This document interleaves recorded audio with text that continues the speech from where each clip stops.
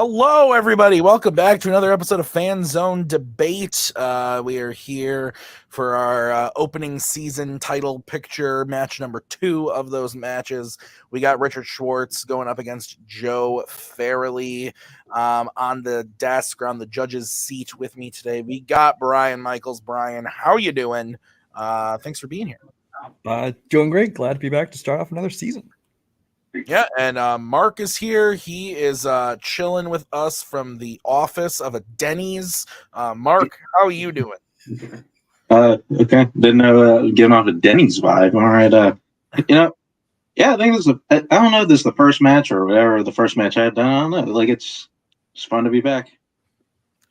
Technically, I believe this is your second match, Mark, because you're helping out Mrs. Michaels on the first match of the season. So, so just haven't shot it yet. But this is going to be a fun one. We got 2 players here. Richard's been around for a very long time in the debate. This is actually Richard's 10th debate match at Multiplex. So he's been here for a while, and he has a really as far as the debate things are considered a good I consider it a good record of 4-5. Like, it seems like with the negative record, it's not that great, but you got to think when you've played in as many seasons as Richard has and you only get 1 or 2 matches a season, the fact that Richard's been able to stick around and do well, has a knockout on the record. I think Richard's one of the better underrated debaters we have. He always comes to play. And then we got Joe, who's found a lot of success in a lot of things at Multiplex, but has struggled to find his success in debate so far. He's 2-3, also has the knockout. So both players are in kind of the same situation where they want to get to that 500.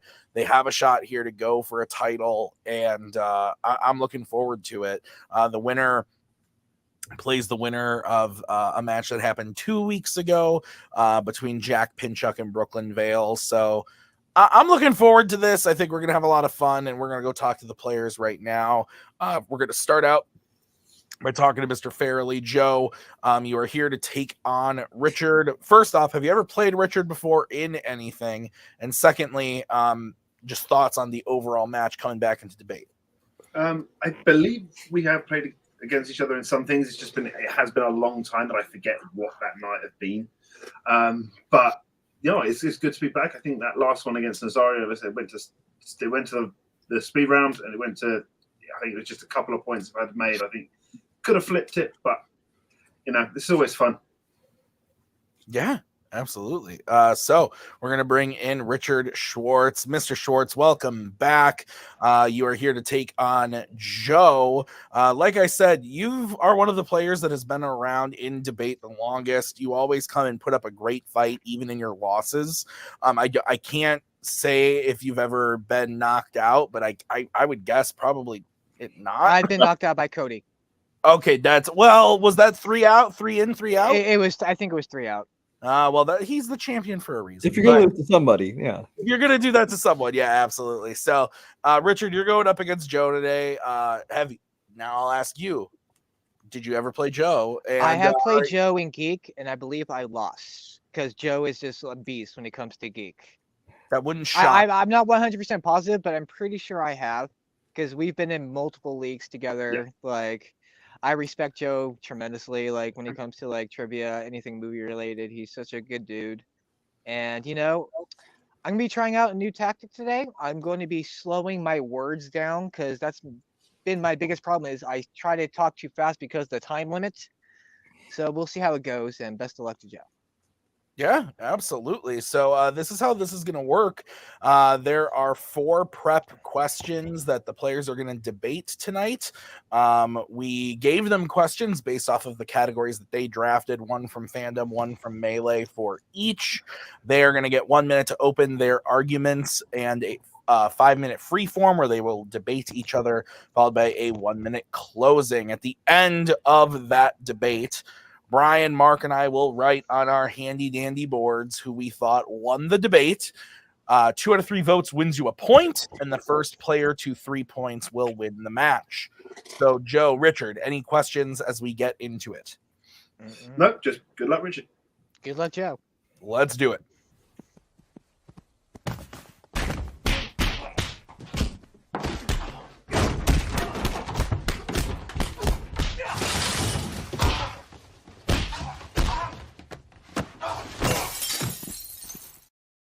I shockingly have not watched the show, Ted, yet. But I will be telling you that I will be scouring that thing for clips to use in this. I've been really busy, Brian. It's on my to-do list. I'm in the middle of Fargo right now, and I need to finish that first. So, all right, here we go. The first question was drafted by Richard, as he is the higher-ranked player, and the question comes in the category of the Wizarding World. The question is, what is the best magical object in a Harry Potter film? We did give them the caveat of no wands and no Deathly Hallows. So they had to pick something that wasn't a wand or a Deathly Hallow. So, Richard, you get to kick this one off. You have 1 minute to open your argument. When you start talking, I will come in to give you a 10-second warning when the time comes. So 1 minute when you start talking. When it comes to the Wizarding World, like there are so many objects that can be considered the best. There are brooms, there are polyjuice potions, there are the flu powder. Everything to a Muggle would be amazing. But I chose what I think is the best magical object because it's been in the best films of all time. It is the Time Turner. It involves time travel. You have many aspects you can do with time travel. You can do a lot of things with time travel. You can have more experience. I think the Time Turner can not only help you in real life, but if you were in the Harry Potter world and you had to fight against other evil people, I think the Time Turner would be the best suitable object in the Harry Potter film. And I will go on when the debate actually starts. I concede the rest of my time, like always. All right. We will bring in Mr. Farrelly. Joe, you have 1 minute to open your argument when you start talking. Rich is right. There are a lot of options when it comes to the Wizarding World and the magical objects within. But I went for the vial of liquid luck given to Harry in Harry Potter and the Half-Blood Prince. It's a potion that makes all of your endeavors successful. Sounds risky, sure, but thankfully it's notoriously difficult to make, meaning that success still has to be earned. Not only does Harry use it to finally get the truth about what Slughorn told Voldemort, and which allows them to obviously go on to find the Horcruxes and destroy them and eventually kill him, he also simply uses the idea of it to help Ron get through a Quidditch match. And I think that is what sets it apart from anything else. Everything else is useful and is used when it's used. Everything else is, handy when it's used. But the liquid luck is handy even when you just think it's been used. And I think that's the best option. It's just the idea of it is powerful. Time. I see nobody went for the Weasley's flying car. Okay. Guys, you have 5 minute free form when one of you starts talking. I will throw up the 1 minute warning when the time comes. If I feel like one of you is talking too much or even going on about something that's not relevant, I'm going to throw up the let's move on. And if I feel like you're even still being awful, I'm going to throw up the let your opponent talk thing. If you're still being terrible after that, I will send Nick Tuig to your house. So don't make me do that. Guys, you get 5 minutes when one of you starts talking. Well, firstly, just for Tim's point, the invisibility boost is faulty, so we'll get off that. But when it comes to liquid luck, if all your endeavors are successful, you don't need a time turner. Well, here's the thing about the liquid luck. First of all, it doesn't necessarily, it's guaranteed for the person. But if you're in a battle with other people, like with your friends involved, it doesn't protect them. It only protects the person who actually uses it. And what also makes it not the best is it does become increasingly first of all, it's a limited time, but also it is very toxic. If you keep using it over and over again, it will eventually kill you. And it gets very addictive, like cigarettes, nicotine, and the effects allows it, like it also makes the user who drinks the liquid luck very kind of cocky, and it could hurt the other people surrounding them. I mean, this all depends on what your endeavors are. If your endeavor is to keep all your friends alive in the battle, then of course your endeavor will be successful. I think the thing with the time turner, Hermione says it herself, dangerous things happen to wizards that meddle with time. It's well established that liquid luck is notoriously difficult to make, which means although you're having that success, you still have to earn that success. Well, with the time turner, it won't change anything dramatically, because what happens in the future, in the present, always happens. Because just like when they in the third movie, Harry's the one who threw the rock at Harry. Or no, Hermione's the one who threw the rock at Harry, the future and the present. So it already does affect. If you know what I'm trying to say with that, like when they used the turn timer to go back in time, Hermione was the one who threw the rock at Harry, which you saw previously in the film. So it already happened. It was already So they didn't change anything. Exactly, it didn't change anything. Whereas So Liquid what's the Luck, point of it? it's the point is you can multitask. What's the best is like what Hermione did the whole third year is she can take multiple classes. And if you're in school, if you wanted to take multiple degrees, you can 100% do that with the time turner. Liquid Luck is really only a one-time use unless you're able to completely make it in 6 months. And it's very hard. Like you said, it's extremely hard to make. And if you mess up, it could actually kill you. Like you have to be exactly. You literally need Liquid Luck to create Liquid Luck. Yeah, and I think that the thing is, we say it's a one-time use. We only see them really use the time turner once. I know we see Hermione turn up in classes, and that's the thing. The best, something that is the best, it also has to be kind of cool. You know, Liquid Luck, use it for sport and defeating bad guys. Time turner, what?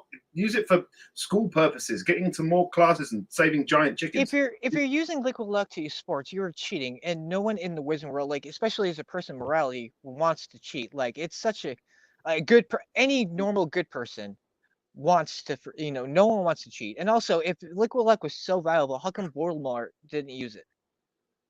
Like how come they Voldemort didn't use the time turner to defeat? How come they didn't use the time turner to defeat Voldemort? We can have that debate all day long, and it ends up in the same answer. The difference because with the Voldemort the time turner, like the original time turner in the movies, you can only go up to like 5 hours. That was like the most like Never the newer version of the time turner in 2020 in the Harry Potter canon. You're like able to go back as far as you want. It's all canon. It's all canon. No. Sorry, we're talking about movies, and that's never stayed in the movie. The best object in a Harry Potter film, the time turner is only used that one time. They couldn't use it again. Like they don't use the Liquid Luck. And they saved Buckbeak and they saved Sirius Black. You talked about the cheating in sports. The thing is, they don't actually use it cheat. Just the idea of it. That's what's so cool and so great about Liquid Luck. Just the idea of thinking you've used it. Your endeavors are successful. That's just no. It's just that has nothing to do with Liquid Luck. It was just confidence. Liquid Luck had no effect when Ron thought he had drank Liquid Luck. It was just he had confidence, and that made him better. That because does not the make idea Liquid of Luck Liquid itself. Because of how great it is. That's like saying the idea of time travel will make things better in the future. That maybe someone went back in time doesn't necessarily mean they went back in time. I'm not saying they use the Liquid. I'm just saying the idea. That's the thing. The having it. Just the having it. The thing about Time Turner is, unlike Liquid Luck, as long as it's functional, you can keep on using it over and over again. Liquid Luck, you can only use it, it's one and done, unless you're able to make it, and it's extremely difficult. And Harry literally had to cheat to make the Liquid Luck to begin with. You can't use the Time Turner over and over again. Hermione said it herself. Bad things happen. Hermione has been using it the whole year for the third year. She was using it the whole year. She even admits it in the movie. She used it the whole third year. To get to classes. So she can't use it multiple again. To get to classes. Not very useful. Multiple time. degrees. All right. Joe, we're going to start with you. Joe, you have 1 minute to close your argument when you start talking. I think the benefit of Liquid Luck as opposed to a Time Turner, mainly that if you use Liquid Luck, your endeavors are already successful. You don't need the Time Turner if you have Liquid Luck. Liquid Luck trumps the Time Turner in that respect, And just in talking in terms of the film and how we see it being used, it is used to gain that information, which is used to defeat the villain in the end. Great use. And then, as I said, the idea of it itself, just the idea of thinking that you've used it, allows you to have success in your endeavors. Time Turner sounds like a great idea.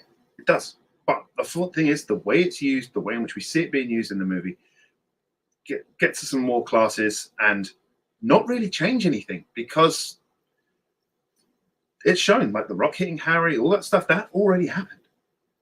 It's all messed up. It's all confusing. Liquid Luck is simple, elegant, powerful, and that's why it's the best. I hate you, Joe. It's confusing. All right, that was funny. All right, Richard, you have 1 minute to close when you start talking.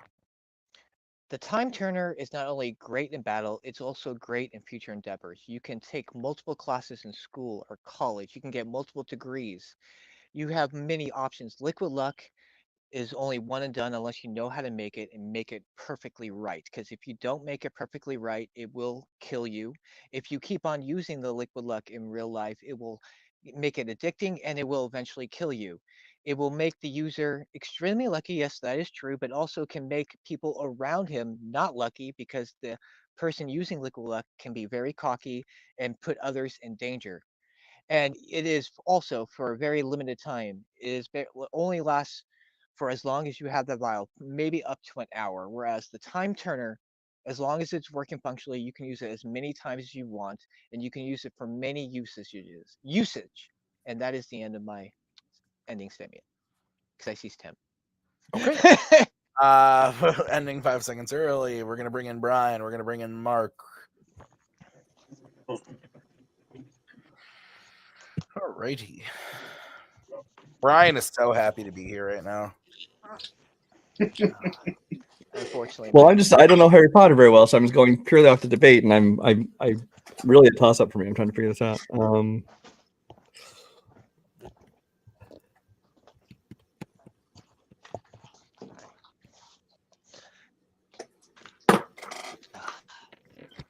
Okay. I am ready when you guys are. Here we go. Okay. I'm going first. I'm going with Richard on this one. I agree with Brian. I thought this was a toss up, but in a good way. I think both players did well. Richard, I thought we were about to go down a rabbit hole where Joe was calling Richard out for stuff that wasn't in the movies, but Richard backed off it pretty quick and brought up other information that I thought was good. I think that at the end of the day, what did it for me was Richard's closing, where he reiterated the fact that the time turner, if working properly, can be used over and over and over again for success. And just because it's going to classes, that doesn't make it like a bad thing. Like, you could go to multiple classes, save yourself in a battle type situation. I thought that worked. I thought that Joe had a lot of good points for liquid luck. Like, I think liquid luck is a really good point, and actually is one of my favorite moments in the whole franchise is the liquid luck sequence. I just love the hi. It's great. But I did go with Richard. Brian, where are you going and why? Yeah, this is kind of a tough one because they're so kind of polar opposites. Because one is to give you luck like before you do something, the other one's to be able to go back in time and change things after they happen. So it's kind of like a toss up there. I thought there was a lot of good attacks on the other people's things. Like, I mean, Joe was talking about how you didn't really change anything, and even Richard reiterated that nothing really changed. After you use time turner, but at the same time, with the vial of liquid luck. Joe's argument about how you don't even need to use it, just the idea of it gives you confidence, actually kind of hurt his argument from my point of view, because I'm thinking, well, then the actual magical object, it's not the actual magical object, it's the idea of it. It is just the confidence of it. So in the end, I did end up going Richard. Okay, Mark, where are you going and why? Yeah, would have been a clean sweep. Richard as well.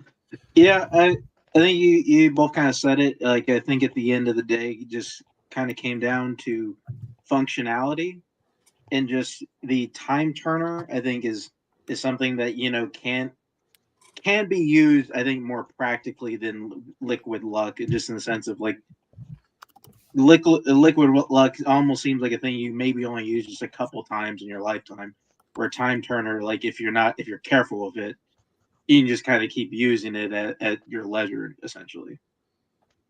Okay. Well, that's a clean sweep for Richard. With that, we are going to move on to the next question, which was drafted by Joe in the category of horror. And I'm excited about this one. I think this one's going to be fun. What is the best jump scare in a 21st century horror film? Maggie's favorite. So, Joe, you get to kick this one off. You have 1 minute when you start talking. When I heard this question, there was one scene really that came to mind, and it is the scene in It Chapter 1 where the kids are looking at images on a projector, and all of a sudden one of the images is a woman, and it starts to change into Pennywise, and Pennywise just emerges from the screen. See, I did it quick there. Even then, people jumping. It's such a great scene. The build up to it is so well paced. You know, it's not just, you know, sort of something that the character doing nothing, and then all of a sudden something happens to make them jump, which is something that so many horror movies get wrong, is that using jump scares for the sake of the jump scare. Instead, the build to it is so well, and it works so well with the story and what Pennywise is trying to do, and how Pennywise is trying to get these kids to feel that fear so that he can feed off of it. It's done so well. It works so well for the story. All the kids, you know, do such a great job. It's a great jump scare for the characters, and it's a great jump scare for us as an audience, and I think that's why it works fantastically and why it is the best. Time. Okay, we're gonna bring in Richard. Richard, you have 1 minute when you start talking. I chose Paranormal Activity, the ending scene where Mika gets flown through the doorway into the camera and falls. Paranormal Activity is about Katie and Mika's buys a new house. Katie believes the house is haunted, the same ghost that's been haunting her since she was a child. It is filmed like the Blair Witch Project style, where it's like home video, where you believe it's possibly could be real, makes it look like it's real. Why I chose this as the best jump scare is because it imitates real life. It looks like it could happen in real life, and I'm going to explain everything during the debate. I'm not wanting to jump in too much as I do in my introduction, so I can see the rest of my time. Okay. Hey, I like both these movies. Shocker. All right, 5-minute freeform when one of you starts talking. Yeah, I thought about your scene in It Chapter 1, because I love the It movies. I love the original. I love the book. It's, really gruesome. But the thing is about why I don't think yours is the best jump scare is because it was blatantly obvious that he was going to pop out of the screen. Like, they waited way too long before Pennywise jumped out of that screen. This is great. I think the problem with the Paranormal Activity, and it's indicative of what's wrong with certain horror movies as a whole, is that the jump scare kind of is so built up within the movie. The movie is a lot of steady, still saying nothing's happening. Oh, we're going to throw something at you. But instead, with what it does, like I said, it works for the characters, and it builds and builds and builds. It spent the whole time making those kids and making the audience individually scared of Pennywise. This time it gets them all together and it brings it out. So it doesn't just work for the audience, it works for the characters as well. I think that's why it's more effective. Well, the thing about your movie is it still looks like it's just a movie. People can be taken out because everyone's like, oh, it's a movie. There is going to be jump scares. Whereas Paranormal Activity, yeah, it's slow, like in the beginning, and it gets, gradually builds up halfway through. But that is real life. It looks like it's real life. Real life, not everything happens all at once. And when it comes to the ending jump scare of my movie, there were a lot of possibilities where it could, like, when you hear Katie go off screen, you hear Mika chasing after her. It could be, Mika get thrown against that wall, or Katie goes gradually towards. There were so many endings, but the fact that Mika just suddenly appeared and hit the camera right in front of her faces, it especially towards the end of the movie with like the final jump scare, it could freak us out, because real life, like if it looks like real life, that could be the freakiest thing in the world. Whereas in your movie, like I said, like it looked like a movie, and there's gonna be jump scares, and it takes audience away from that because everyone knows it's like a movie with the way it looks.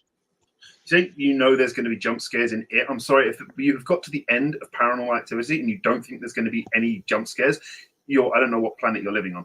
The difference being is that this happens at the end of the movie when there has been a shot of just an empty room for upwards of 30 seconds. At this point you're like, well, it's been a bit, nothing's happened for about 30 seconds. We're probably going to get a jump scare, and that's what happens. But the difference with the It scene is that it starts out creepy. It's building that creepiness, and you think it's just one of those scenes that's, it's going to make Pennywise scary, because what you have happening with the girl in the image turning into Pennywise, like, oh, that's creepy, that's pretty scary.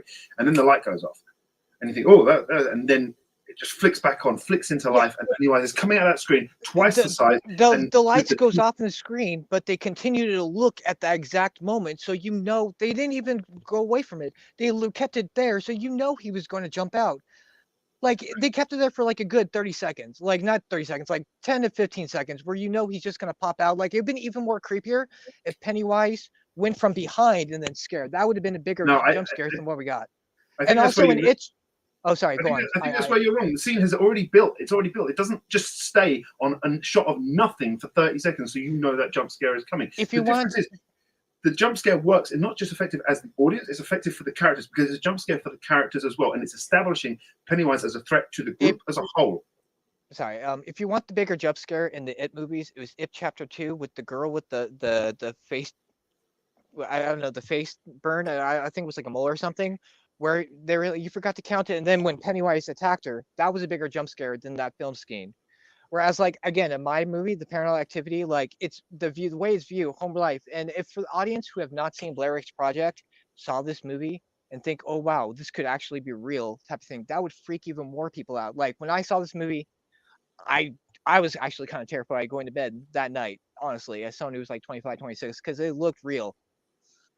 But the thing is, like you just said, an audience that hasn't seen Blair Witch Project. So therefore, if an audience has seen it, it's going to be less effective on them. Whereas the difference with it's going to be effective on the entire audience because that's the benefit of it. Paranormal Activity is just jump scares. It's a minute of an empty scene, and then all of a sudden it happens, and it's what's become synonymous. Yeah, with even if audience people have not seen the It movies or read the book, if you look at it, it's a movie. People, like, especially if you're looking at it, there's going to be jump scares. The good guys are going to win at the end.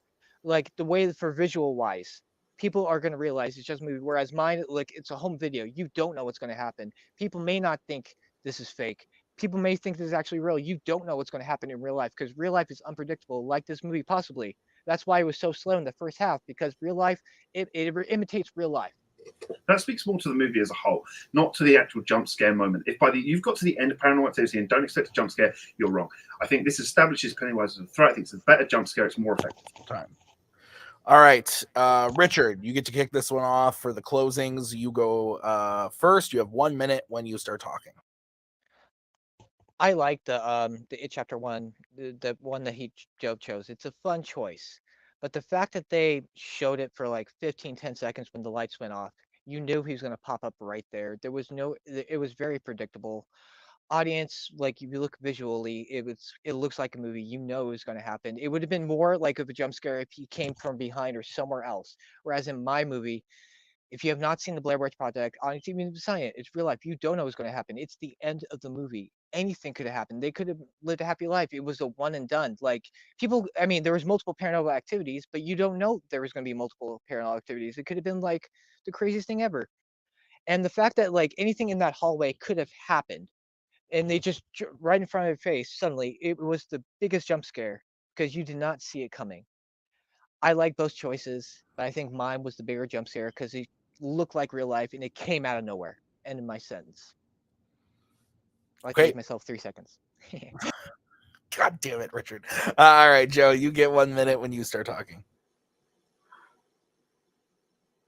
The reason the jump scare in it works better is because it's that slow build up. It's not just a scene of nothing. It's building up the creepiness. And that's what you think it is. You think it's one of those, because it's not just a movie about jump scares like Paranormal Activity is, which is just shot of an empty room or something, and then there's a jump scare. It is very different. It builds the horror in many different ways. You get the stuff with Georgie at the beginning, and then you get the scenes throughout where Pennywise is sort of tormenting and introducing himself to these kids. And this is where you get them all together. And you think it's just that build-up of that, oh my God, he's changing his image, he can appear anywhere.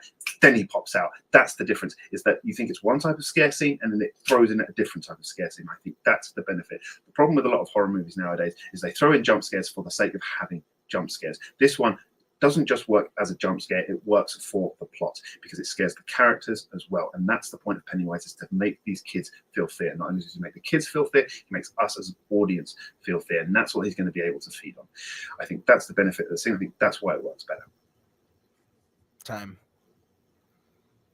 This is one of those moments where I just like wanted to come in and fight too, because I had so many opinions. Okay. I'm not a huge horror guy, so this was really tough for me. It's like, this was a good fight. I enjoyed this. Yeah, I like both these picks, but when you brought up the there being a scarier one in It Chapter 2, the first thing I thought of was like, oh, if we're gonna play that game, like the scene in Paranormal Activity 2 where all the kitchen cabinets like explode, like that is like the best jump scare ever. Anyway, Mark, you're going first. Oh, cool. Yeah, I don't think I consider myself a big horror guy, but I do enjoy it. Yeah, I'll just go. I'm never good at leading up to this. I went with Joe. I think my main I feel like there was more kind of as Joe was kind of going through the scene. I think there was more dread. He kind of explained more dread and more tension that had been built up in his scene, to where like we're kind of seeing this stuff and like everything's just kind of building up, and then Pennywise just jumps out. And I feel like at least I think what I got with Richard's scene, like I think Joe did a decent job of kind of hitting back at that, because at the end of the movie, we kind of know what's coming. We know at least something's coming. Like we're pretty sure like it's just not going to end happy. And I feel like at least with Joe's scene, I think he did a better job explaining why I think that scene built up better to the scare than I think Richard did. Okay. I'll go next. I also went with Joe, and Mark kind of stole the words right out of my mouth. Like, I think that in this instance, Joe bringing in the fact that the scare is not only a good scare, making it the best, but it's also the best for the characters and moving the plot forward and everything. I thought that really worked. Again, as someone who is a big fan of both of these movies, actually, it more than Paranormal Activity. That one's more of a guilty pleasure, but I think that both are excellent scares. And I vividly remember seeing each of them for the first time. So I think they were very good picks, but I do think that Joe did a better job of building up, not only in the story, but the physical scare itself. And I thought that Richard started to lose me towards the end. Like it was pretty 50-50, but he actually started to lose me towards the end when he was talking about like how the camera's on the thing for like 15 seconds or whatever, and then he pops out and Joe was like, it's the same thing in yours, like 30 seconds. Like, what are we doing? Like, so that didn't really work for me all that much. But again, I think excellent picks and really well fought, but Joe won it for me in the end. So Brian, your vote doesn't count. Where would you have gone and why? This was super easy for me, and that's even putting aside my own feelings that Paranormal Activities don't have a single scary movie in them entirely. I did go for Joe. I think that Joe, he just did a better job of explaining, like you said, how it feels like it's part of the story, it's part of the characters, it's paced, it's set up. Whereas in Paranormal Activity, it just feels essentially tacked on to the end, which honestly it was, because they added that later on because test audiences thought it wasn't scary enough. So it's true. To be fair, I usually mess up this point because I would usually synopsis the whole movie without getting to my point, so I try a different tactic. the original ending isn't that bad either. It's fine. And also, no one brought that up, so that shouldn't even be in someone's mind. All right, so we are moving on to comedy. Okay. Drafted by Richard. And the question or statement, depending on how you look at it, is we're talking about Harold and Kumar, and we're going to have you guys pitch a fourth Harold and Kumar film. Oh, man, where's Jack Pinchuk when you need him? All right, so Richard, we're kicking it off with you. Richard, you have 1 minute to open your argument or your pitch when you start talking. At the end of Harold and Kumar, Christmas, the third movie, it was revealed that both not only Kumar is going to have a baby, but also Harold's going to have a baby. So I figure, what better way for the fourth movie to have Harold and Kumar go on a family vacation? So in the opening scene, it's going to have, Harold, Maria and Vanessa giving birth at the same time, roughly the same time, or having the baby with different shots. And then it'll go jump years later during the current day, where everyone in the whole family's exhausted, but they decide they're going to go on a family vacation. Now I'm going to bring Harold and Kumar, Vanessa, and Maria. It's going to also bring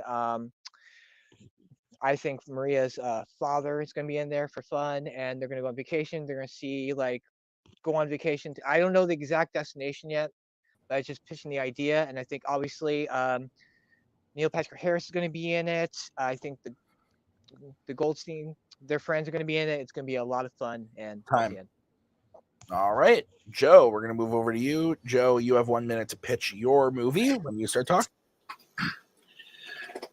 2024 is actually the 20th anniversary of Harold and Kumar Go to White Castle. So I figure, even though they sort of half swore off weed at the end of the last one, I think they get to go recreate their journey, a one-off, just a one-off, so we don't really undo that development they went through. Only problem, someone's been buying up all the weed. So eventually they find themselves at Cocksmokers, Jay and Silent Bob's weed and chicken shop. Because you know what? It's in New Jersey. Harold and Kumar also live in New Jersey. So together, they go there. Guess what? Weed's all gone too. So together, the four of them set out to find out who has been doing this. Spoilers, it's Neil Patrick Harris. And I think this is going to be great. We get a road trip movie, which is what Harold and Kumar have always been about. It's about them going on a journey and going around, whether it be a town or whether it be going across America, all that sort of stuff. I think that's important to it. And it also works for the James Silent Bob characters too, because that's what they did in Strike Back. That's what they did in that. And I think that's going to work. Time. More. All right. 5-minute freeform when one of you starts talking. I'll let you go first because you let me go I think last one. You got, all the families and all that, and then throwing in. I think you got, maybe there's just one or two too many characters going on this journey. It's still got to be about Harold and Kumar. So we're going to have to focus that journey first on them going around New Jersey and then eventually finding themselves with Jay and Silent Bob. I think that's what's going to work best. Because it's the 20th anniversary. You've got to do something special. Stoners of the world unite. Okay, you're saying it should be just about Harold and Kumar, but you're bringing in two of the biggest icons when it comes to movies, Jay and Silent Bob. They're going to overshadow Harold and Kumar. Completely. I mean, only one of them speaks. Okay, yeah, but their presence in themselves, like any of the Kevin Smith films, the main attraction of those films have always been Jay and Silent Bob, and it needs to feel like a Harold and Kumar movie. Whereas in my movie, it's going to keep Harold and Kumar, but also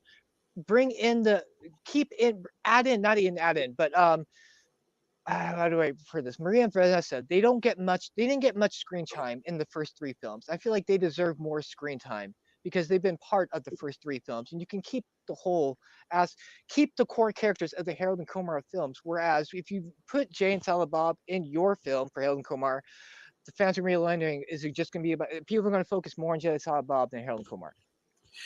But it's not. That's the point. It's still going to focus on Harold and Kumar. That was the point of it. It's about them going on this journey together and eventually finding themselves there and working as a foursome to take down Neil Patrick Harris, buying up all the weed, getting together and then at the end, this is the thing. It's the 20th anniversary. It's about them recreating that journey they had 20 years ago and about how they went on this crazy adventure and met these crazy characters and these crazy people. That's the beauty of it. Is they still get to go on this journey, recreate that. Jay and Silent Bob, they go off, they have their burgers at movies at the end, and then you get Harold and Kumar back in that white castle. You're saying the 20th anniversary, but it would be more casual for 20th anniversary to keep it with the core characters. And my biggest pitch in this movie is gonna be Neil Patrick Harris shows up, and he's gonna volunteer to watch the kids, not even the babies, the kids. They're gonna be 7 or 8 in my film, and so they can go out, and so eventually they're gonna go out, and then somehow they're gonna end up. And in a strip club where you see Neil Patrick Harris is just there with the kids, it'll be a hysterical scene. And whereas, like I said about Jay and Silent Bob and head-to-head, they're gonna overshadow Harold and Kumar, and because audience are gonna wonder, is other Jay and Silent Bob characters going to be in the Harold and Kumar film, which is going to completely take away from the Harold and Kumar film because it needs to be about Harold and Kumar and the universe that it's itself in. I think the viewer skew universe it does have its audience, but I think Harold and Kumar is much bigger when it comes to the mainstream. And also, if you think after the last 3 movies that they are even going to consider leaving their kids with Neil Patrick Harris, a drug escapade, whorehouse, and I'm not even going to mention some of the stuff that Neil Patrick gets onto in the third one because my God. So they're not even going to consider that. So you can throw that idea out straight away. No, you're throwing that idea out, but they kept on doing it. The first one, the second one, and the third one. So they're not going to learn from the mistakes. You just said it yourself. They're going to keep on doing it. The thing is, they came across him accidentally by going into a theater in the third one. And what did they want to do? They wanted to get the hell out of there. And that's life exactly is random, what they my did. friend. Go on. No, keep going. So I just want to say they got the hell out of there with their waffle bottom. That's the point. And I think you can bring in things like that, things from the series. This is a 20th anniversary celebration. Two of the most iconic stoners of the 21st century, to bring them in that. And at the end, you could throw in a Cheech and Chong at the end. You can do all this to celebrate that. It's about them going on this journey like they've always done. Like, if you wanted to bring in like other group people besides Kumar, I think the Broken Lizard cast would have been a much better fit, because it's also a more suitable. Like, they have similar like comedy. That's another thing about Jay and Silent Bob and Harold and Kumar. Jay and Silent Bob curses a lot throughout the film. Harold and Kumar curses a little bit, but not as much as Jay and Silent Bob does. And I don't think their comedy mesh well together. Whereas in my film, you're going to keep with the core characters, and you're going to get more of Vanessa, more Maria, even more of Maria's father, which was so funny in the third film. I think more of the interaction. You can even add in Wafflebot. I think you need to keep the Harold and Kumar universe by itself and just add on, instead of adding on some random people from another movie that's going to overshadow Harold and Kumar. I think you've got to do something that stays true to the trilogy we've had so far, and that is them going on a journey. It's not them going to one place, it's about the journey of them getting to that place, and that is what this movie is. And it's about the people they meet. It's about the people they meet along the way. You can steal my Wafflebot idea if you like. That's absolutely fine. Right? This is something that plays to the audience. Crossovers work when they serve the story. They both these duos live in New Jersey. They both indulge in weed, and I think that's why. If you want to keep true to the characters, don't add in someone who's more popular than them to be in there. Time. Okay. We are going to start this with Joe. So Joe, you get 1 minute to close your argument when you start talking. I think when you're making a fourth film in a franchise, especially if we do it this year, like we're talking about doing it this year, 2024, this is the 20th anniversary, you've got to do something that stays true to the characters and stays true to what came before. And what came before was a road trip movie. And that is what I'm pitching here. It's about them going on that journey. I'm saying you put Jay and Silent Bob in it. I'm not talking about having him in for the entire movie. It's about them meeting along the way and going forward. You throw in Neil Patrick Harris, which you have to do it in a Harold and Kumar movie, but you keep these characters in the place they've been before. You do what's familiar to the audience. You do something, and it's about Harold and Kumar. You're celebrating not just Harold and Kumar, but you're celebrating the culture around them. That's why you bring in these characters. It's why you have them do a whole new journey, but you keep it true to what went before. You can, by doing what Rich is proposing, you are just putting them in a location, and we're not really talking about what they're doing. What I have pitched here is a story. I have pitched why they're doing it, how they're going to go about it. Time. All right. We're going to go over to Richard. Richard, you have 1 minute when you start talking. I'm talking about a family vacation. Could be a road trip. It could be in flight, but I want to keep the core characters together. I want to bring in more of Maria, more of Vanessa, more of Maria's father. Keep the core characters alive. What Joe is proposing is to bring in one of the two most iconic duos and bring them into the movie that's going to overshadow Harold and Kumar.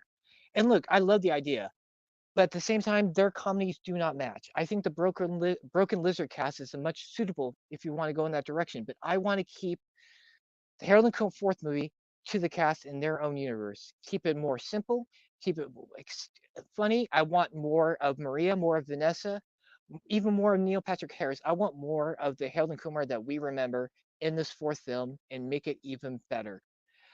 He just wants to bring in two popular people that's going to overshadow the whole movie, the fourth movie. Even if it was a slightly cameo, people are going to want, where's Jay and Silent Bob? And that's going to take away from the Harold and Kumar film.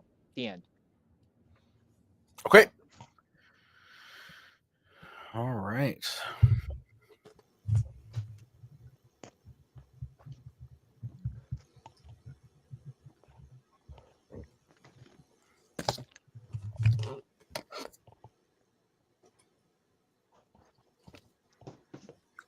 All right. I see Brian's ready. Mark, how about you? Okay, Brian, you're kicking this off. I voted Joe on this one again. I just felt like he did a much better job of fleshing out, what his movie was going to be. He gave us details. He gave us, who the antagonist is, what the object of it is, details such as the cock smokers. Now they're all in New Jersey, things like that. Richard, I felt his was way too vague. I mean, he's talking about going on vacation, but he himself said, I don't know what the destination will be. It might be a road trip, might be a flight. Maybe this person's in it. Maybe that character's in it. There's a whole lot of vague, like there wasn't a whole lot of detail to his concept, to his pitch. So I didn't really get sold on that.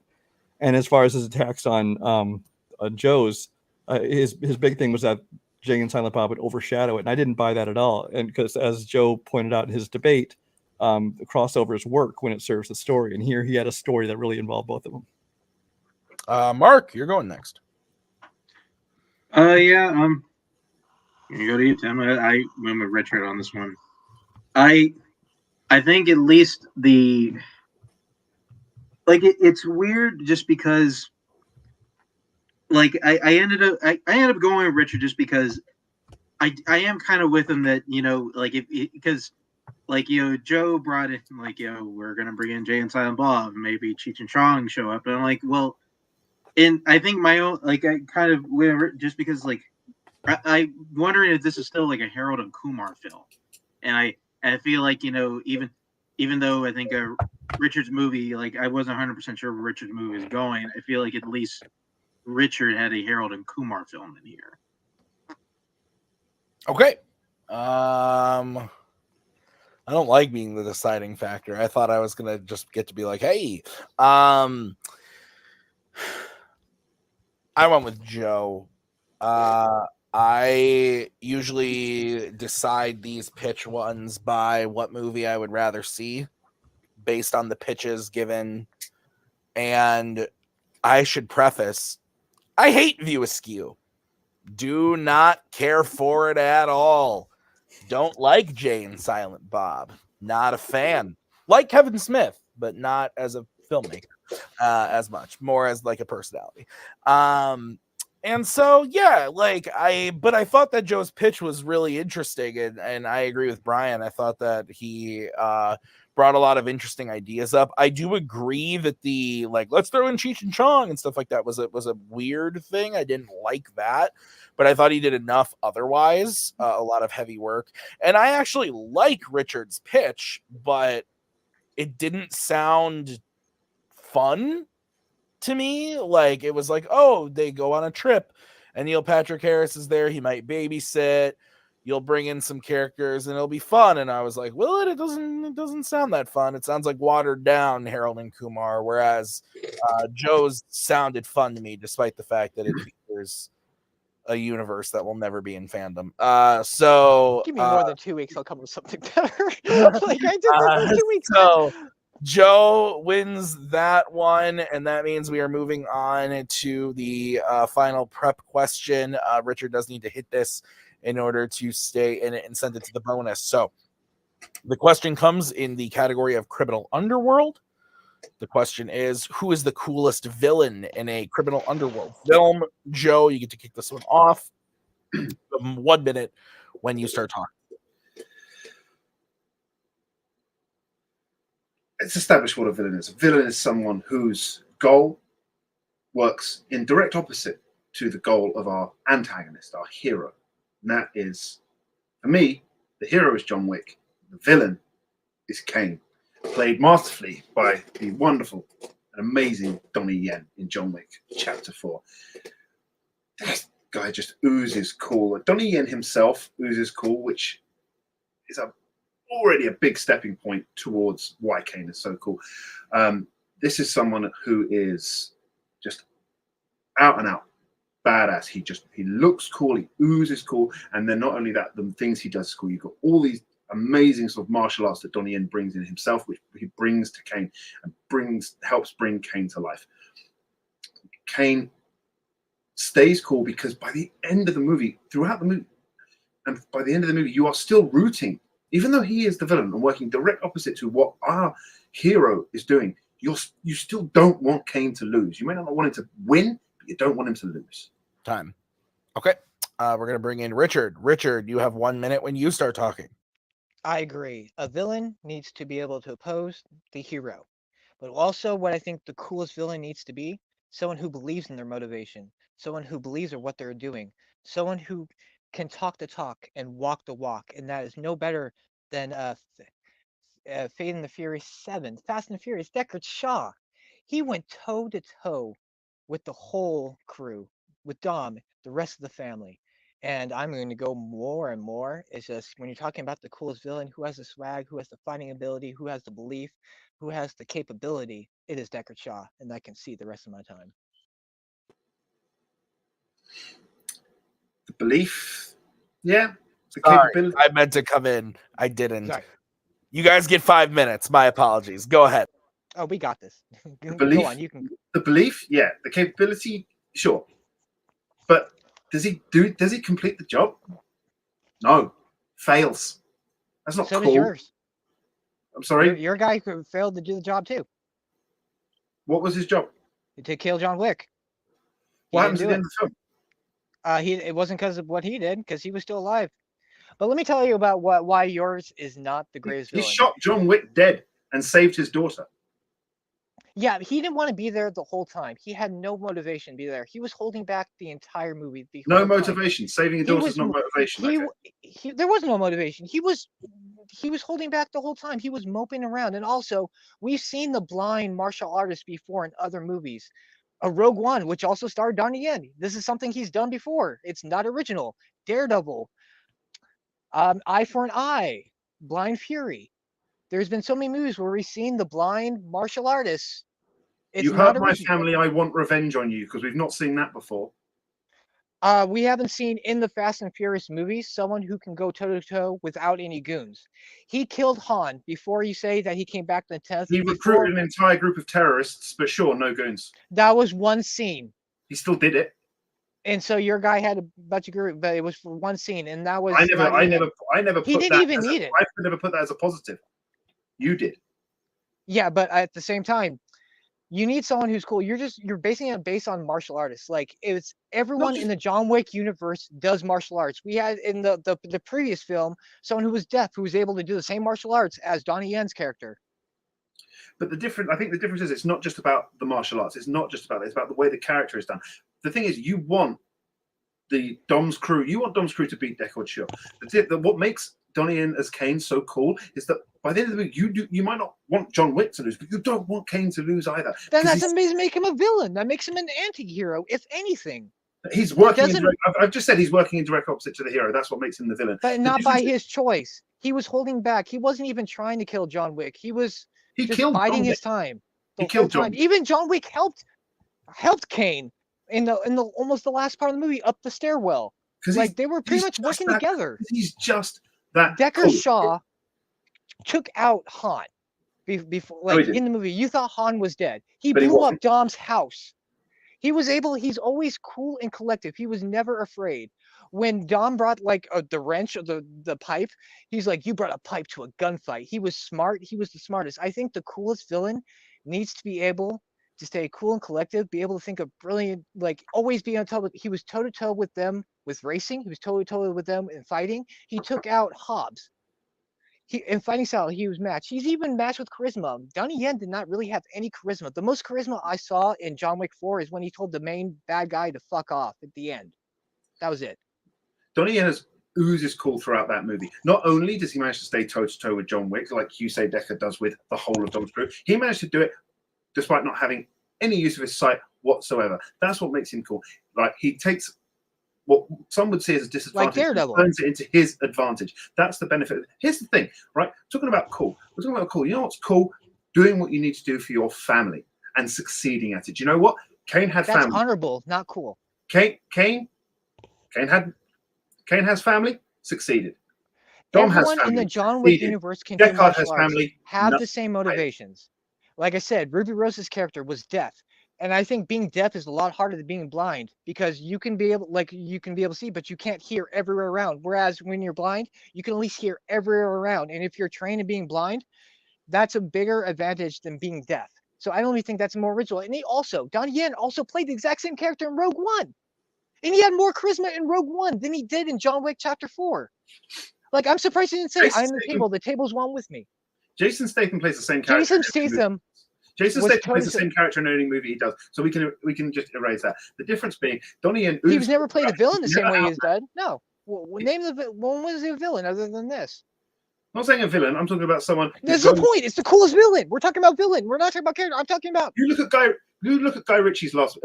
You look at the movie he did with Guy Ritchie. You look at the way, someone hurt my family and now I have to go out for revenge. It's exactly the same. It's exactly the same as in that. The difference is in this movie he fails. Do you know why? Because he's not. Deckard Shaw was able to go toe to toe with Dom with racing, fighting, and talking.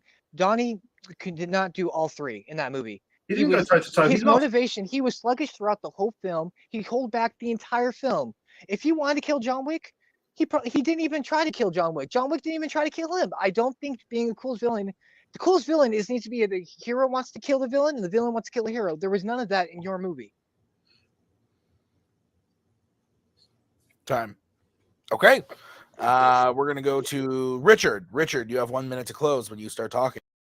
Look, I will say Joe's pick is valid. He was technically a villain. He opposed the hero.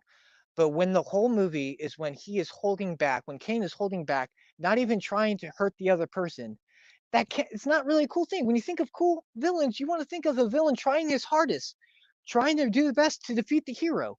And that is what Deckard Shaw did in Fast and Furious. He did everything he could. He fought Dom. He outplayed Dom multiple times. He outraced Dom multiple times throughout the film. I don't think Kane was cool. Like seeing martial arts in a fighting film, it is fun to watch. But when you're not even trying, when the character's motivation is not even trying, it's not as cool as someone who is actually trying. And even when Deckard Shaw did lose at the end of Fast and he was cool and collective. He knew that he was going to be able to get out of there. And eventually in the future films, I mean, he was so cool, they brought him back in future films. Can you say the same about, is there going to be a John Wick 5 with him? No. I can see the rest of my time. Okay. We're going to move over to Joe. Joe, you have 1 minute when you start talking. Who's the coolest character in Rogue One? It's Cheery Inway. Right? It's a blind, badass warrior. And that's exactly what Donnie Yen is here. And the difference is here, he is the villain. He is working in direct opposite to the hero's goal. And you say, oh, he takes time, he's holding back. Do you know what? That's what makes him cool. He bides his time. He knows what he is doing. He's doing what he needs to do to succeed, which is what he does in the end. Every single thing he does throughout that movie is part of his goal to succeed, because he knows he also needs to get out and get his daughter safe. So he waits and he bides his time. He uses what the hero does, and he uses it eventually against him to kill John Wick. You know, the Fast and Furious movie establishes, like you, and you said it yourself, that Dom is cool. He held the call with Dom. And do you know what Dom is all about? Dom is all about family. Family makes him succeed. Family also makes Kane succeed. Do you know what family didn't do? It did not make Deckard Shaw succeed. In any establishment, in your movie or in mine, about what makes them cool, it makes Kane cool, but not Shaw. Okay.